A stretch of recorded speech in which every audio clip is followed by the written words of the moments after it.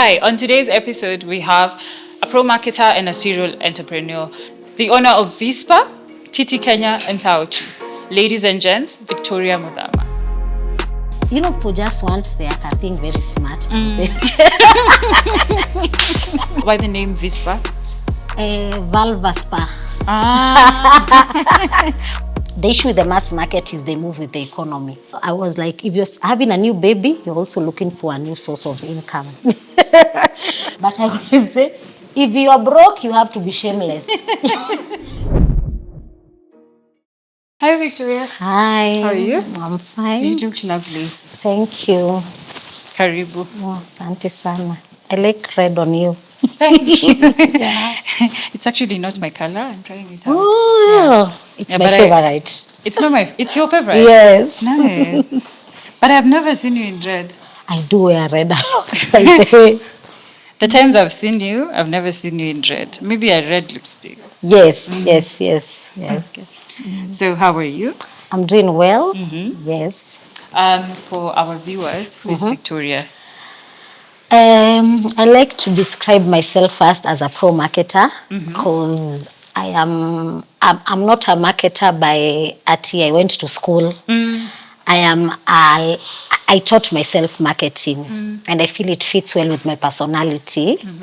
So I like calling myself a pro marketer. So when you say marketing, is it digital marketing or billboards or actually curating campaigns? What does that actually mean?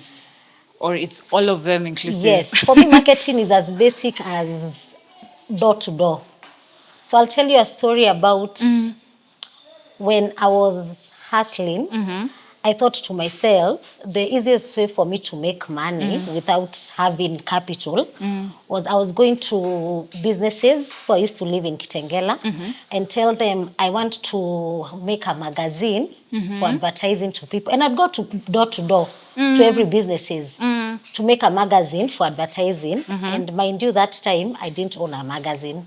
So marketing for me became effortless when I felt like why am I not feeling ashamed? There's some sort of shame. Yeah, walking door to door is not easy. Embarrassment. And people turn you down. Yes, but I'd be able to talk to people very well, effortlessly, and I'd be able to sell a product that is non-existent. Yes. So before you even became a hustler, like you said, tell us how you got to that point. Like, what led you to that? Like, were you, the younger you, to the point that you decided you're going to be a pro marketer? Is it something you wanted to do? You've always wanted to do it, or it's just circumstances? How did you lead up to that? For me, it was my child, because I became a mother at 21, and I am not a learned person, so I dropped out of university, and I just had to wake up. You're a mother, you need to look for diapers. What did you study in university? I went to do business administration, but dropped out in between because of lack of funds. And now I have a baby. So I have to think. To find ways. Yes. So I had to wake up and think of what to do. Yes. When did you have that idea that you can actually, did you have a magazine or you were thinking I didn't even have a magazine. You were thinking of starting? Yes. And interesting enough, it never came to pass. I never launched it because in between there, I got a job. So when I was talking to people, another lady just told me, why don't you walk door to door like that and help me market? She was selling some apartments. So that's how I got a job. And I was like, this is a stable income for now. Let me do it. Yes. So you got a job as a real Sales estate? and marketing, yes. Yeah. How was that? That was a nice experience. They were amazing people. They not only worked with me, they also mentored me. Yes, they took me in as like their child. It was a startup or it was an established? It was a startup. They had just started building the apartment, but one of the owners was she had retired. She was a director of one of the biggest real estate companies. So I would feel she had a lot of empathy for me as a young mom. So she just let me make my mistakes, even disappoint her at times, and it helped me so much. Yes.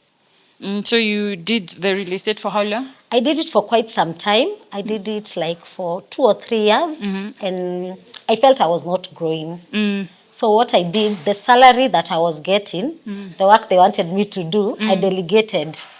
So I cut my salary. So they give me money, and then I give somebody else to do the work for me. So that because I was looking for other opportunities for myself. Because Yes. it was like you were able to freelance and do other Yes, yes. things. I'll just look for ways to look for money. I'd look for shoes and sell things like kitchen items. I had to look for other ways for more income. And I was feeling that was not so exciting for me. And also they had started having some problems as a company. So we just had a conversation at some point, and now I just told them, let me just give you this person who can fully do the job, and you can pay her what I used to pay her. Yeah. Also, this is the person who was working under you. Yes, yes. So I just, because the salary was half of what they were giving me, I told them, because the business is struggling, just have her and pay her what. You Yes. you used to pay her. Yes. So you left real estate I to left real estate. Now I became a full-time hustler. And sometimes I feel people like putting the shame of, you can't start a business without capital. And I feel there's so much opportunity There at this age. I keep saying, what a time to be alive. Because I didn't have the capital, I didn't have anything. My work was just to post online. I would just go to Kamkunji. If I see anything that it can be sold, I post it online, I sell it. So and I was you're able to posting raise my on child. Instagram, Facebook? Yes, yeah. I would just post everywhere on WhatsApp status, and that's how I was able to survive. Yes. After the real estate job. Yes. So everything that you're posting would make you comfortable enough to like pay rent and Yes. so you'd it make was that not, enough. It was not like a lot of money, but I feel it was good for survival. Yes. So you did that for how long? I did that for quite some time. I did that for quite some time. I think 2 or 3 years. And then, so because of the challenges of owning an online business, I had thought of that business for storage. The one that now it's usually like rent a shelf. You know that? I know that. So I got a friend of mine. I told him, I have this idea. Why don't we? Why don't you fund it? That person funded it. He had a rent a shelf Like place. you have an idea, you fund it. Yes. And that person funded it. And we opened a rent a shelf place. In It was CBD? one of the first ones in CBD, yes. Yes. So it was like the idea was ile mara ya kwanza at inception. Yes. No, it was those, you know, rent a shelf now it has become quite common. But that one was one of the first ones. Yes. So you rent a shelf, you pay 3,000 shillings. A month? Yes.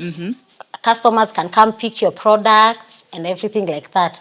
So I worked there with that particular person for almost 1 year or 2 years. Now that business was, you know, those businesses, you know, you and richness will never see each other. Start business. But I think that was the easiest because you get so many clients renting shelves. You know, rent shelf, you know, okay, now when you look at, when I think about it, the reason I actually left that business and I told the person, no, I can't do it, it was the overheads are crazy. The overheads are not, and even when you think about businesses that have ventured there, they can tell you the overheads are crazy. Number two, you know, your business is your baby. Yes. So can you imagine you have like 50 shelves, even if you have 30 tenants, those people are that business is at heart. They need you to talk to their clients a certain way. They need you to prioritize their clients. Sometimes a client will come, you ask them, "Now when duka gani?" You know, there are over 30 businesses in a small space. Yeah, and you have to attend to different businesses at the same time. You don't even have enough money for the rent. And I just looked at it, I said, no, this is not my life. And it is very quite time consuming. So I left the business for that friend of mine. And I decided it's time for me to try something else. Again, with no capital, with nothing, just me. That has been my work, just trying something else. Just trying to get some sort of excitement in my life. Yes. When you decide to leave, Do you plan before the actual time you're leaving, or you just wake up and you're like, this is not for me? No, I don't plan. And I feel that is number one, my superpower, and a very big contribution to my mistakes. I don't take time to think through things. I don't. Because I feel like there's some sort of urgency in life. I need to move. Things need to move. I don't need to be wasting time. I just need to try. Yes. Yes. And then I'm planning. So each time I never have a fallout plan. I'm like, you know what? I'll just know what to do when I get there. So when I was still there, now I just looked at that business and I was like, girl, you're going to be poor forever if you continue to this And that's business. not the goal. Yes, and then at this point, that business is, I'm no longer an entrepreneur. I am now, I feel like now I was employed in that particular job because I need to be there by 8. You're a self-employed. And, yes, and I leave at 8. 8 p.m. Yes, over 30 businesses. It would be crazy. And the time I knew this is going to mess me up is when I would get complaints from the people who have rented the shelves, and they'd say I have an attitude. And because like I was you. so overwhelmed, that is not my lifestyle. So they would tell me, the client said they found another lady there and she has a bad attitude. And I knew, me with my personality, if I have bad attitude, because that's not how I am, it means There's something that's not right. this is not my home. So when I got there, I decided I'm going to look for something to sell online. And this time I decided, you know, when you're struggling, one of the things you do is your pricing is out of fear. Yeah. Because you just need to make money to survive, even if it's 100 bob or 200 bob. But this time I decided I will not do my pricing based on fear because I really need to start making money. So I decided there are some products I had just had a research on, feminine products like feminine wash. So yes, just things for around the V. Yes, so I'd done research on where to get them and everything. And that time, I told my partner about it. So you were actually doing this ventures with your baby and your partner? No, at that particular time, before, no, we didn't have, when I left the Real estate. When I left the rental shelf is when now me and my partner started working together. Ah. So I had some money and he had some money. And we didn't even, why am I saying we had some money? We had 10,000 shillings collectively. But that's money. And I told this person, the way, I know where we can get something. We can sell these things and just know I'll be able to market them and sell well. And he told me, let's join forces. Yes, and we bought our first stock. I remember our first stock, we cleared it with 1,000 shillings. We cleared the whole stock. Oh, you were shipping? Company, yes, with 1,000 bob. And business started moving. Tell us about that moment that you've first placed your order and you've collected it. How did it feel? So the exciting part was I had already started posting online about the product and it was getting traction already. So by the time the first stock was coming in, we had gotten customers. There are people actually waiting. Yes, yes. And when I got that stock, I just had it in my gut that this is it. This is it for me. This is what is going to make you rich. Finally, me. This is it. And there was a time I just looked back. I had written on my mirror about how much I want to make in the next 1 year. And I put like 50,000 per month, 100,000. And then one point I post and realized, God, I have made 200,000 on this business on one day. One day? Yes. I was like, God, is this possible? Yeah? You know, and from there, things were moving. So we just decided with my partner, I'll stay at home and do the marketing, and then he'll go out and be doing deliveries. He was personally doing the deliveries? Yes. He just motorbike behind, he moves around. And now I'll just send orders to him. So my work was just marketing, sending orders, That's good teamwork. Yes, and that was the time you feel like finally God has restored. You know, sometimes you will hustle. Especially when you have a child. Yes, you will and you feel nothing works out until it starts working out. And you're like, oh my God, finally. Yes. So now you're selling. I'm selling the products, they are working so well. Again, the need for urgency is usually I feel like it's my superpower. I feel things need to move As fast as possible. Yes, and there was a time when I was opening the Vispa Imara. I remember when I was told to give a speech, I said one thing. I feel like at some point God gives you a chance to make money. You know, there are moments for you even, things just work out. Yes. And your responsibility is just one, to keep the ball moving. Because it does not, you know, God's just, it ignites. And then now it's your work. Because immediately God's just, you know, when it starts moving, can you just continue pushing it? Continue pushing it. Because now when I realized this is time, God has already done his part. Now it was my time to do mine. I knew I have to keep moving. So when we had a small shop at Imenti, and now that is now during COVID time. So your business, when did you start? Like with your first shipment? Our first shipment was 2019. Yes. So during COVID is now when we were in business. Very, now business. Because everyone was working from home. Everyone was working from home and everything. So after COVID, we needed a bigger shop. So you already had a shop at that time? A small one, a tiny one in Imenti. I remember even we used to pay rent half because that time there was the whole issue with people are not able to afford rent, so we'd pay half. So I needed a bigger shop. So when I got the bigger space, I asked myself, so the space was, I wanted a store and now the shop. So the space at Imenti I was paying around 13,000. And the shop, when I got it, I asked myself, so I'll forgo a 13,000 place. I make this place a store and a shop. And I can make it a place for waxing. Even if I make 5,000 per day, I was just looking at the lowest. It will still make more sense. Again, before I introduced waxing, I started hyping it up. That you now offer waxing. And waxing was there, but I feel like people had not concentrated it as a single product.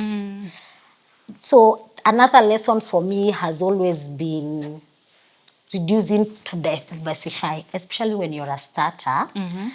I don't feel you will be able to enjoy growth with a lot of services and a lot of products too. Because people need to know you with to something. Identify you with an item. And I felt waxing, and then there was now the vajacial. I had not seen it being done in Kenya. What is that? Vajacial is just like a facial for the vulva. Yes, so they remove ingrowns, you're scrubbed. Literally someone walks down there? After waxing, yes, you removed the ingrowns, you're scrubbed. Really? Yes. I have never. Okay, I know the waxing, but I didn't know like there's a vajacial. So I did a class. I bought a class online. I did it. And then when I got my employee 001, I taught her how to do it. I taught her how to do it. So the first day we opened, again I hype my clients before. So they already know something is coming. So the day I posted we are launching this service, and you know I don't have the images of waxing. You know we've not already started creating content. So my work was just going to pages for this is America, to just screenshot photos and post and say this is what you'll be missing on 10th if you don't come. That day the shop was full. Really? Yes. They're like, when are you opening? So I had taken one shop And by the time we were 2 weeks old in the business, I had already taken the next one. Because now there was another sort of urgency. Do you think that this traffic was because of the agency, or you had already created a community with your clients? No, I feel like that time, agency was what was working. Yes, yes. And I feel like, I feel like Kenyans really like new things. They enjoy a new service because now it was, you see the reason also the products that I was selling worked and they did well. It's because they were products that were not in Kenya. Number two, or they were not locally available. yes, and number two, even if they were ever there, because like for the feminine wash, there's a products that are then in the chemist for feminine wash, but it was those conversation of removing shame about some things. So it was not highly publicized. Yes. So I'd just have I would chat there with clients. I would post on the after smell after sex, the after smell after this, and people would relate with such challenges. When it comes to women. So immediately the product comes, they're excited about it. And then now when it comes to the spa, they've already trusted me to remove the shame when it comes to women. So when I told them I'm just specializing in waxing, and most women had not heard about waxing. Really? Yes. I was very surprised. So, and the vajacial. So the facial, I'm actually learning about it today. Yes, and removing ingrowns and being scrubbed. You know, people just want their thing very smart. Yes.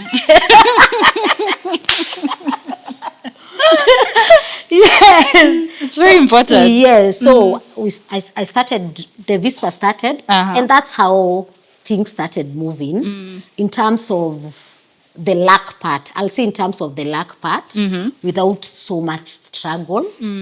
And yes, that was where the movement started now.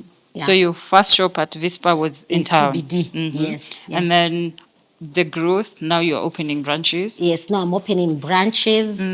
We went to Mombasa. Your first branch was in Mombasa? Like Yes, after town? Yes. Went to Mombasa. We went to Kileleshwa, Siata, Imara, Kilimani, and even Eldoret. Wow. Yeah. So what made you start with Mombasa? Is it that you had clients, a lot of Clients were saying, but now that is something I feel like I messed up, you know, because now the investment is similar to Nairobi, but now overseeing a business files, it's a whole hard. other work. And you see, as I said, the agency is usually an advantage and a disadvantage because it's also okay for some opportunities to pass you. Because there's nothing, I didn't feel like I could have gotten much more if I had invested that money for that branch in a different place in Nairobi. Yes, because it took quite some time before I got my profits back. Yes. Is it still open? It's still open. I recently divided it into 3 other shops. It would break even, but now when I think about it as a business person, there was not so much urgency for that business. Yes, it could have waited. Yes, but I just didn't want to miss the opportunity. Yeah. So now, how many branches do you have for Vispa? 7. Yeah. Why the name Vispa? Vulva spa. Vulva, vagina. I feel like when you say vagina, the issue with vagina is, you know, vagina it's inside there. So vulva is just on top. And we just work with on top. Yeah. Okay. So what are the challenges in running like a spa? Number one, I feel I underestimated the target market. The mass target market is good at first. But the problem with the mass target market is they move around with the economy, unfortunately. You know, they move around with the economy. If things are bad for your business as well. Yes. And sometimes, because waxing it's not a must. You know, what they used to use the laser, you know, it's actually, you can get a nice laser for 100 shillings. It's really not a very It's not a service that used to be a must. Probably there are women who now it's something they have to do monthly. It's Actually, part of they their are. maintenance. Yes, it's part of their maintenance. But the mass market was, the issue with the mass market is they move with the economy. So when time come at that time for maandamano, you also suffer. The time for, I feel like I keep thinking I would have done number one, my pricing better. I should have maintained a high-end business. That was what I thought. I think about it right now. I should have maintained a high-end business because the high-end market, sometimes I feel they don't move with the economy. I love my mass market, but now when business is bad, things become bad You also also on your suffer. side. Yes, you also. That was one of my mistakes. I keep saying, I just wish I had done high-end pricing. I had considered those moments where there's no business, so that the money I make on this month can sustain the business on the next month. I wish I had considered that. And again, the pricing usually comes most of the time out of the fear of not getting customers. clients. And then afterwards you realize you messed up as a business person. But so far I'm thankful because we have been able to maintain our clients. Your clientele. Yes, our clientele, and they are very consistent clients. Also, I also underestimated competition. Yes, I didn't think, for the products, competition was going to come easily because it was easy. Importing things it's so easy here in Kenya. Yeah. Yes, so competition comes and people keep cutting down the prices. And again, you see, my clientele is the mass market. Yeah. And the mass market goes for the more affordable, the more affordable, They will the more move affordable. with the next person. Yes, yes. And they are necessary, the speed for growth, it's sometimes you have challenges keeping up. Because of competition? No, keeping up with running your businesses. You have to be there. When you finish this case of this business, this other one, they have something going on. That one I underestimated. But what has helped me so far, I am such a good delegator. I delegate so well. I don't mind delegating. Yes. And when you when you delegate, what measures do you put in place to ensure that the person you delegate to also understands the vision of your business? One of the things I look for when I'm delegating is a person who is of very different personality as I am. I don't consider myself as a very precise person when it comes to following up things to the end. But for example, like my PA, she's a very precise person. She will even check that at the end. So when I was looking for people I want to add on my team, I try to look for people who are of different personalities as I am. Because if I'm doing well in marketing, I don't need another marketer in my team. I don't need a person who keeps researching on products as a person who's like the manager or anything. So I usually look for people who are different personalities as I am, because I've realized you may have your own standards and you forget that there are people who are also good than you are when it comes to some things. And you get so surprised because you get people, when somebody just gives you their perspective, you're like, if I'd looked for somebody and given them specific rules about how I like things being ran, I would have missed out the talent in this person. And for me, like the first month or 2 months, I just let people be. And I just watch because I'm able now so that I don't want to miss out On what their strengths they can bring are. on the table, because you can tell me I like my businesses, but they are bare minimums. Bare minimums conversion at what time you're supposed to be there. Yeah. And I like believing. I keep telling my team, I want to believe this is common sense, including what time you should come. I want to believe it's common sense when it comes to. I want to believe it's common sense. Can we just have other challenges Other than just Yes, the like the procedures. basic ones. Yes, yeah. Okay. So what does your day look like running 7 branches? And the other two businesses. So let me tell you, before I tell you how my day is, let me just tell you. So when I started businesses, you start meeting other business people. And you realize, there are people who are serious with the business. They go there every day. And I started doubting myself. You're not doing enough. Yes, and I'm thinking, hey, I'm not serious. Like there are babes who are, and they go to they enter work, they look at every corner. And I used to ask myself, why am I like that? So I started doing that, and it was not working for me, and I was so drained. And I remember a friend of mine told me, you know how you grew is that's how you should be as a business person. And I grew being in the house doing the things. I was in the house doing the marketing, doing the research. Arranging orders. Yes.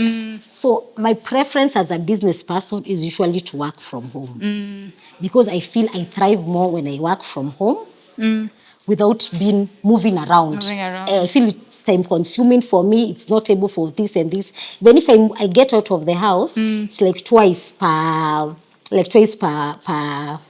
week. So basically my day, it's waking up early. I like going for a walk. And I feel that time for the walk is usually for reflecting, listening to podcasts, and even praying. And I come back home. I sit down, I take breakfast, shower, and now I start catching up with work. So I go check the WhatsApp groups, what is happening. So I get value for my 8 hours or 9 hours per day because I get to sit and do it at home. Yes. So most of your days are spent at home working from home. Yes. So you started Vispa, it has grown. Did you start TT Kenya? No, when it started growing, I got pregnant, so I was having another baby. And Baby number what? 2. Number 2. Yes. So I was like, if you're having a new baby, you're also looking for a new source of income. Every baby comes with another source. I need to have a source of income. So my goal for Thao3 was actually, I just need money for diapers.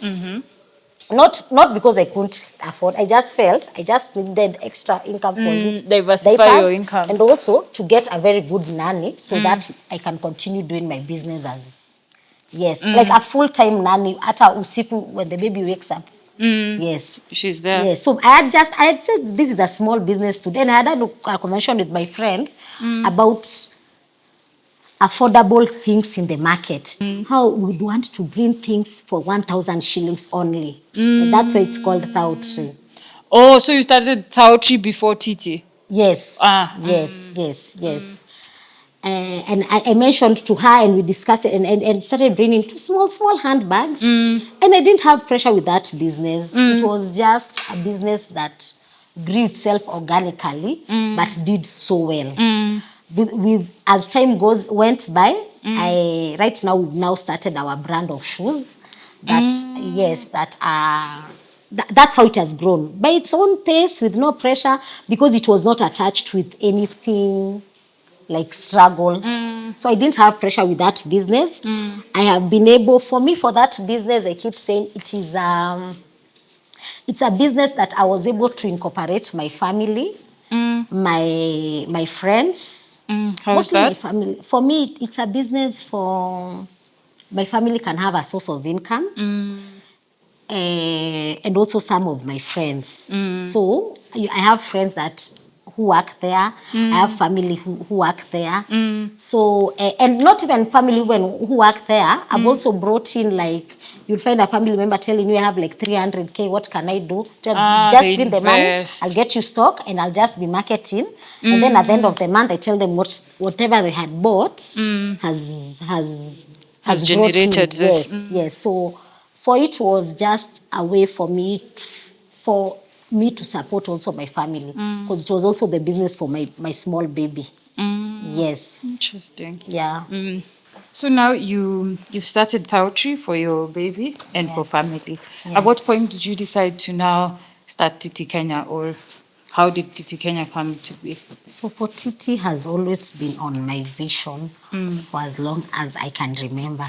Being a full abast babe, I know the struggles that come with it.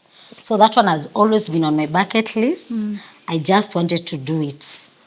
And for bras, the products are not usually, for fuller busts, bras, they're not just available, that you can just research like a certain product on Alibaba and just get a supplier. So that was going to be a challenge by itself. And I was, I bought some stock from a friend of mine. Locally? Yes, yes. That person had some stock. The business had refused to take off. And I stayed with that stock like in the house like for 1 year. It just stayed there because I was just afraid of starting that business for some reason. And that was not, I was just afraid of starting it and just leaving it in the middle because I didn't know where I'm going to get suppliers. So I waited for quite some time before I would start. But when I decided to start, and then number two, that is also a business that requires a location because of fitting. So I was just feeling, am I ready? Because I was already feeling I was a bit overwhelmed by Vispa. And I wanted to know, am I ready for another business? But it's something that I knew it's a challenge for women because the pricing for the fuller bust babes, it's quite crazy here in Kenya. For just the Fuller bust. only? Yes, yes. The market price was quite expensive. And again, I'd say a Vicky at that particular time can afford, but a Vicky a few years ago could not afford. So I was just looking for something that's affordable, and also I wanted to consider against sustainability when it comes to business. So I just stayed with that stock like for a whole year in the house, just thinking about it. But even for the name Titi, I had it for years. You already know the name I of just the knew business. I would do this business at some point in my life. So we launched for the business. We launched the TT we are in 2025. Yeah. Yes, in 2023 August. Yes. With the stock that you had bought from your Yes, with the stock that I had bought from my friend. So I got a small shop. I was very intentional when it comes to the business. I didn't want the struggles for rent and everything. I just took a small shop in Gigiri and I wanted a shop outside CBD. So I just took a small shop and decided I'll start the business. Again, I had hyped it enough, like for a month. And I feel like hyping a product or something really helps with the momentum. Because by the time I was launching, the clientele was there. The market was already there waiting. Yes. Immediately we opened the shop, clients were flowing there. They finished my stock, and now I had to figure out where to get more stock. Yes. And a friend of mine was very kind enough, and she also sells bras and panties. She actually gave me a supplier. For plus size? Yes. Not plus size. Yes, she just gave me a supplier. She told me, let me just give you a contact. You'll be getting bras from her. And that's how the stock started coming in. This business, I was quite knowledgeable when it comes to it. You know, I was no longer now, sina utoto ya biashara. I'll call it You've utoto. already done two. Yes, sina utoto ya biashara anymore. So I'm trending carefully. I am checking the cost. I'm not underestimating the overheads. I'm not underestimating the political instability that comes. No, I'm looking at the business as it should. But I'm also considering what my selling point has always been to make it affordable for other women. So Titi comes in. We start the business the first month in August. The business is catching up well. The space is too small. We also make in Gigiri. Yes, in Gigiri. It was a very small shop. In December, we opened now our HH Plaza, which was the bigger shop. In CBD. Yes. And the bra business is, you just need to show up for you to understand your size bra. And I usually even tell the ladies that work there, if the bra is not fitting a client, you don't need to make the sale. Just leave it. Because for me, it was not just a business. It was, yes, and also healing myself who could not afford a good bra. So I don't need to invest my 3-5 and get a bad bra. True. And I even encourage, if somebody wants to return the bra, let it be returned. So we opened the HH. I also had some space in the Vispa Imara, a free space. and I turned it into a shop. There was a big room that was empty. So that's how we ended up having 3 branches. And after the lesson I learned from Mombasa, I knew I was not going to open any more branches outside Nairobi. Imetosha. Imetosha, imetosha. And that's when I thought about opening a mobile shop, which is the truck. Yes, so which we intend to move around towns, empowering women to get their right bra size. I actually saw the truck and I was like, that's a brilliant idea. Yeah.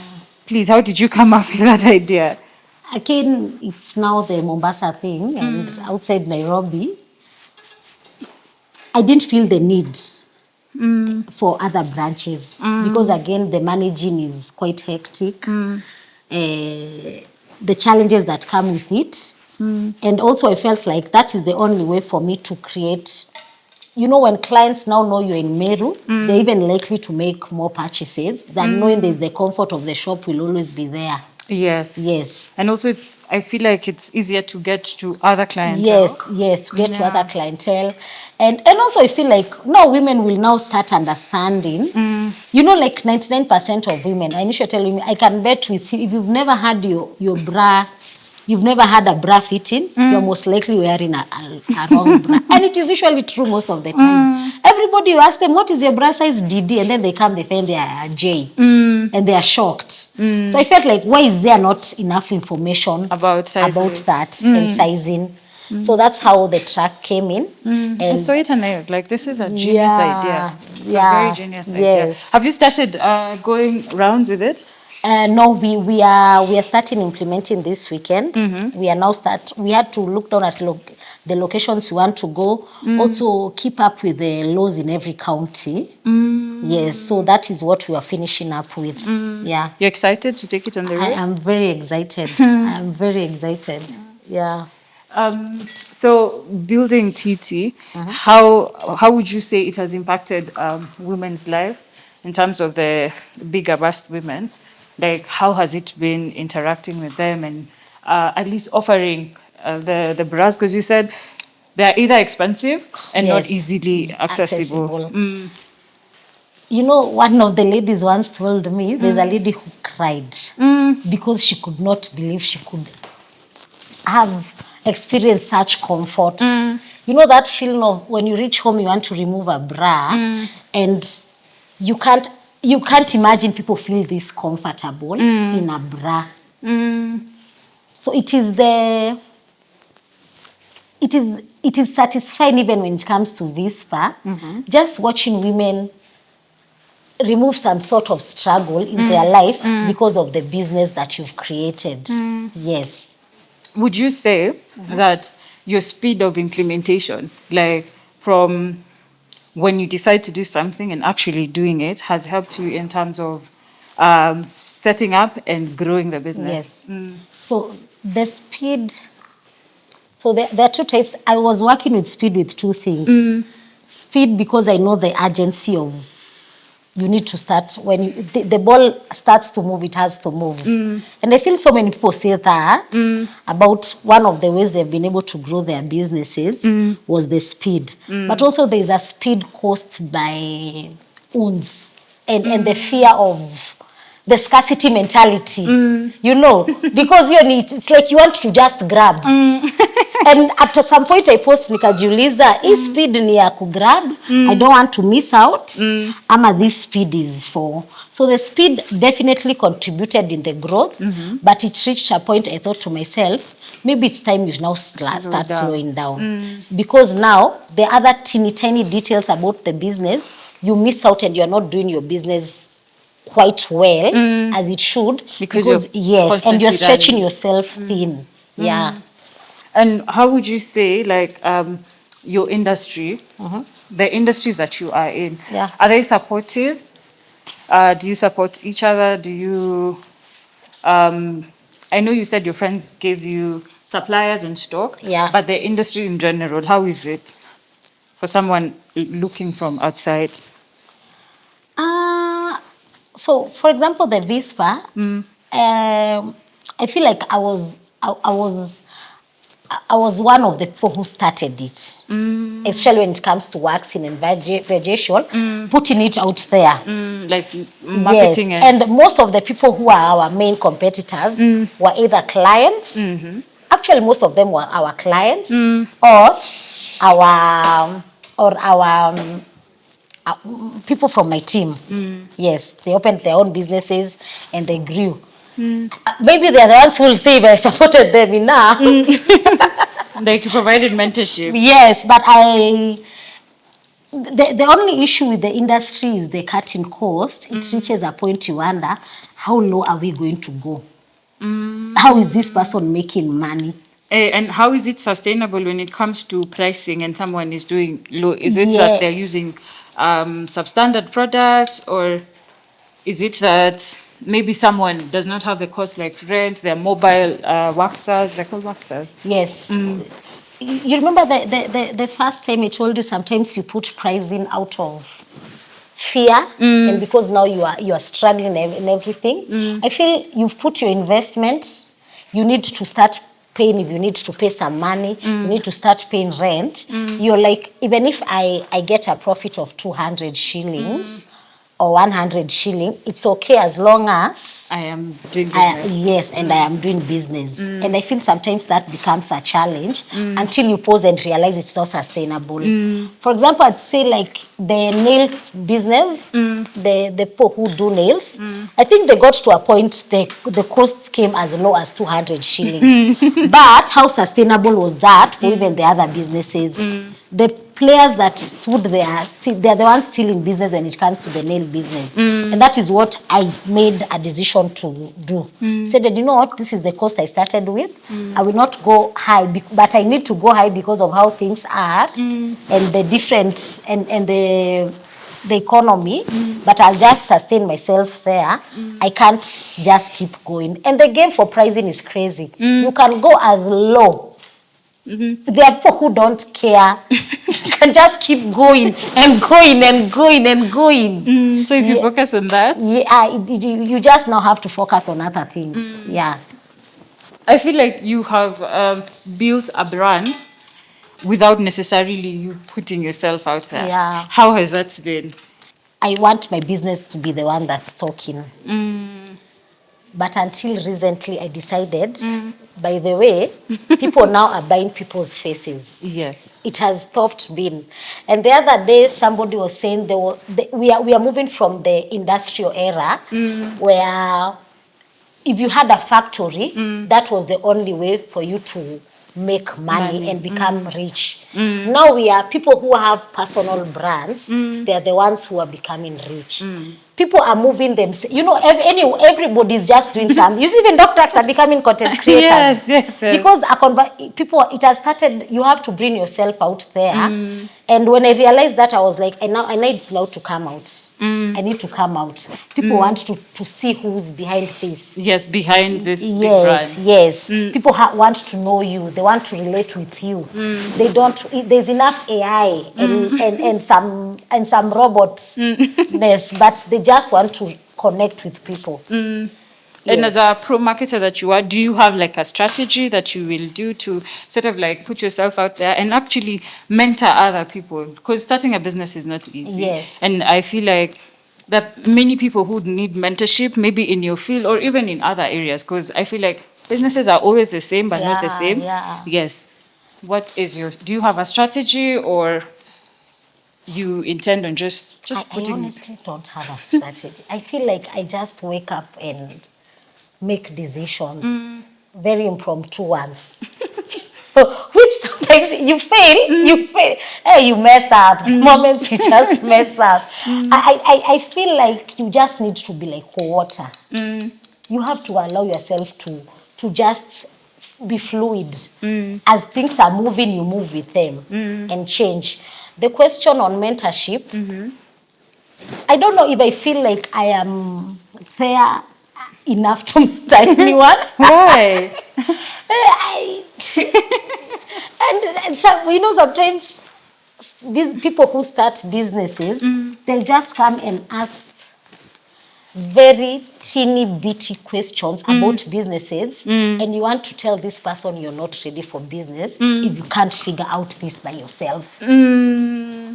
You are not ready. So there's some things you You cannot have ask. to figure out, because after I have told you where to get this product, and then and then what do you plan to do?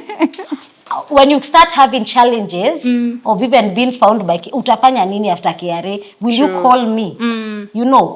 But I feel the best way to usually get conversation with mentors is usually just watching how that person moves. And even when you hang out with people, because I feel lessons that I have learned from great business people, it has not been, I came and asked you a question directly. I've interacted with you, and then there's like a point you have said, and I'm like, hey, that person has said something smart. I will take it into consideration. But me coming asking you direct questions is a bit difficult. Can you tell me how you priced this?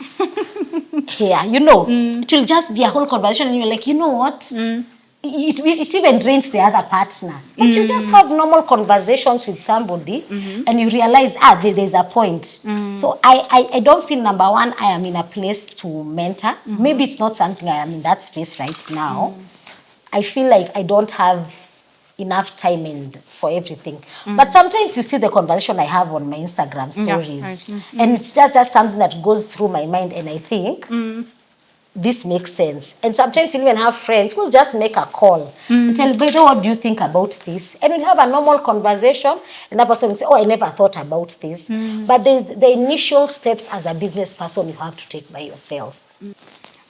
So, in that line of mentorship, who are the people you look up to when it comes to business or even life? Like, you listen to them, like you admire their work. Yeah. Are there people you look up to? I'm such a fan of Steven, the Diary of a CEO. I love him. I love him. Or the guests that he brings? And him specifically, because I feel like he's such a sober business person. And you get to talk to business, you get to hear business people who they don't show you like it's perfect. I feel like that's what he does. Because as a business person, a person expects you to be very perfect. They expect you to have your finances right. They expect you to have a certain routine. They expect you to be hardworking every single day. When there are days you struggle to get out of bed, and when you hear Steve, you realize he keeps pushing imperfection, and I just love that. Yeah. You have picked running 3 businesses. Are you intending to add more?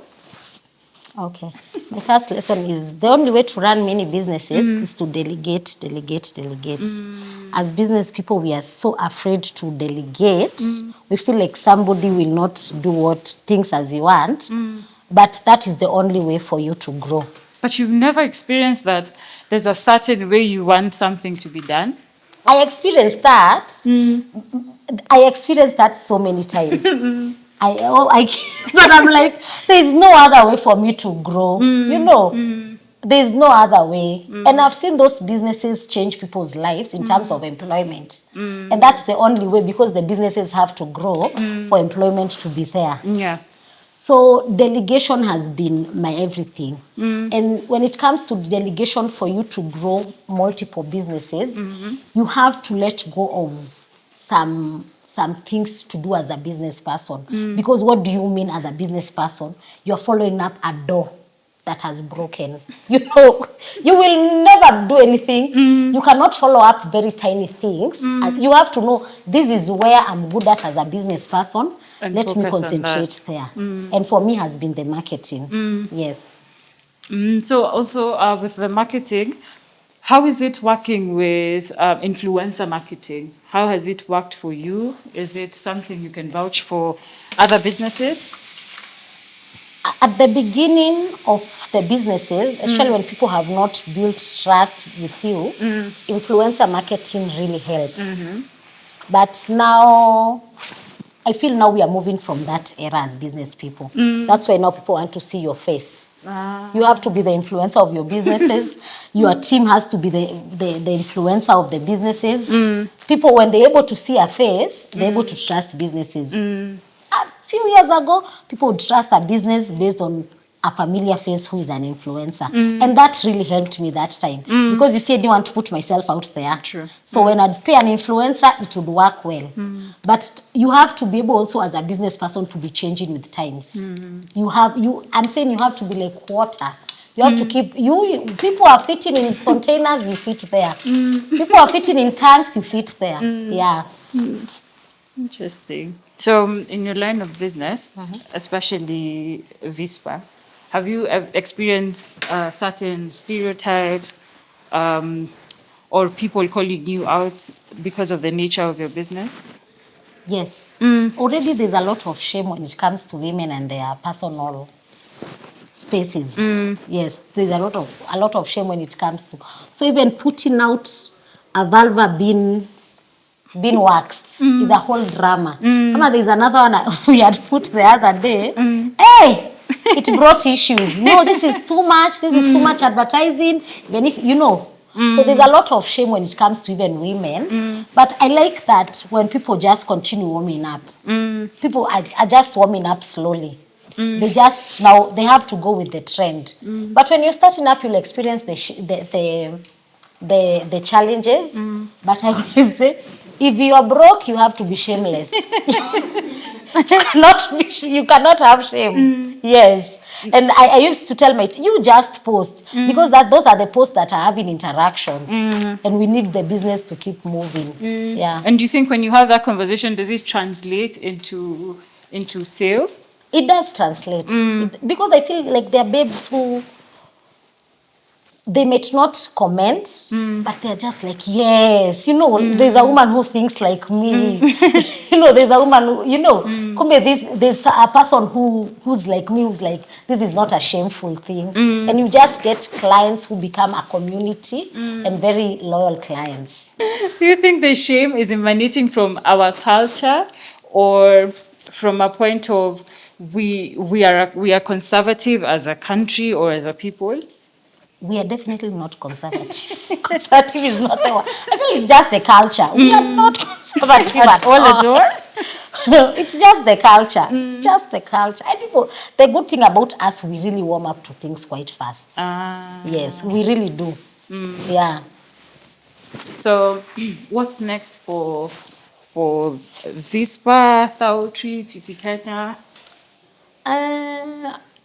For now, I would. For Vispa, I just want to improve as much as I can when it comes to that business. I don't feel I would want it to where it is. It's leaner growth. I want it to just pause there so that I'm able to perfect it. For Titi, that business has to be a world business. I need people to wear my bra in UK and US. It's a business that I want to see it everywhere because it's a whole need. Most of bra brands are owned by men, even in the world. Really? Yes, yes, they are owned by men. So you need to change that. Yes, it's a whole other vision that I'm working on. Yes. So, how do you set yourself apart with your three businesses from the rest from other businesses or competitors? What stands out for your business or what sets you apart? I always look for either a unique product, a unique way to sell the product, or a unique pricing. That are the three things I look at because, again, waxing has always been there, but was it pushed enough? So is it a unique way to sell the product? So that's a unique way to sell it. Yes, it has always been there. A unique product was like the vajacial. It was not there. And something like Tautri, the prices, is it a unique pricing? Yeah. So those are things you look at, a unique pricing, a unique product, and a unique way to sell a product. Yeah. What's next for you as an entrepreneur and even you personally? For me, I just want to put my personal brand out there.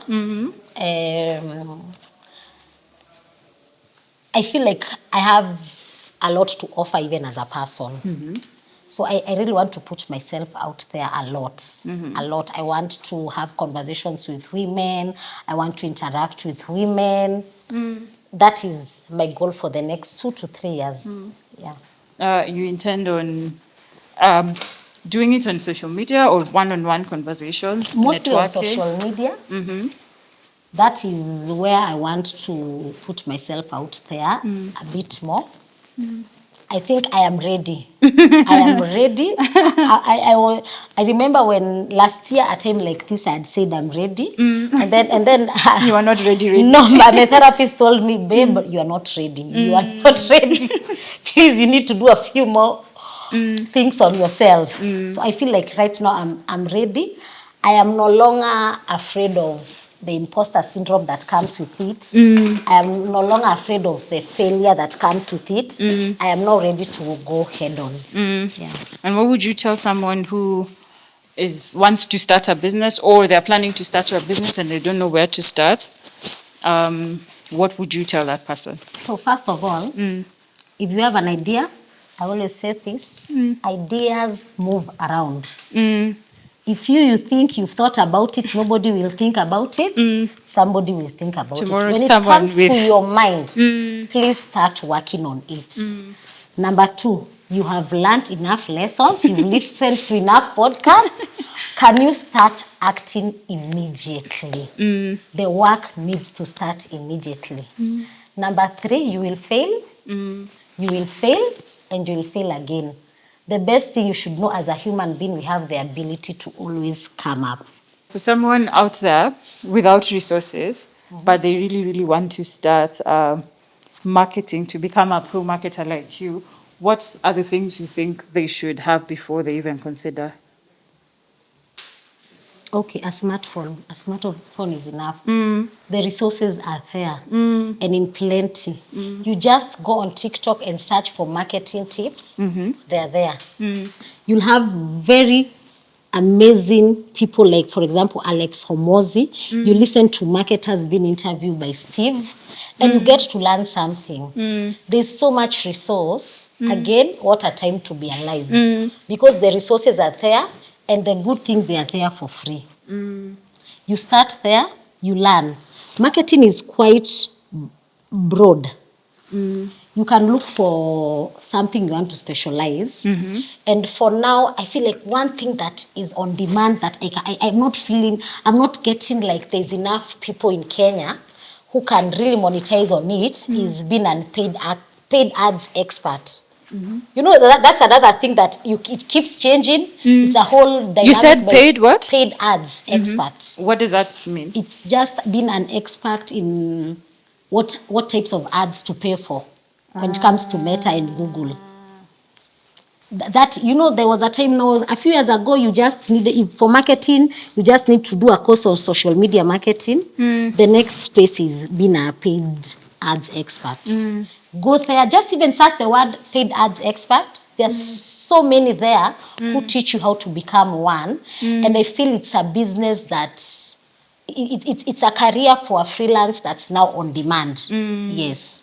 It's a good place for any young person to start. To start. Yeah. Interesting. How do you like the hair? Do you like it? Beautiful. Where would you ideally wear it to?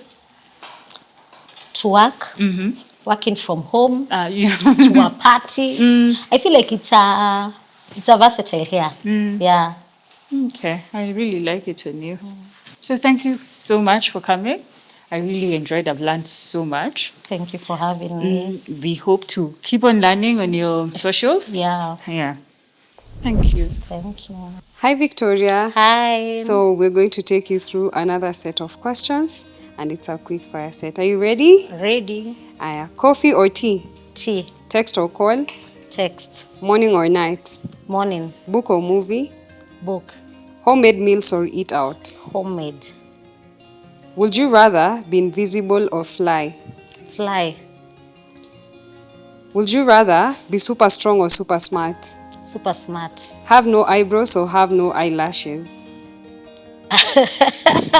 Lashes. What's your go-to song for a karaoke night? I will survive. What's a food you hate that everyone loves? Uh, I don't feel like I like chicken. If you had a superpower, what would it be?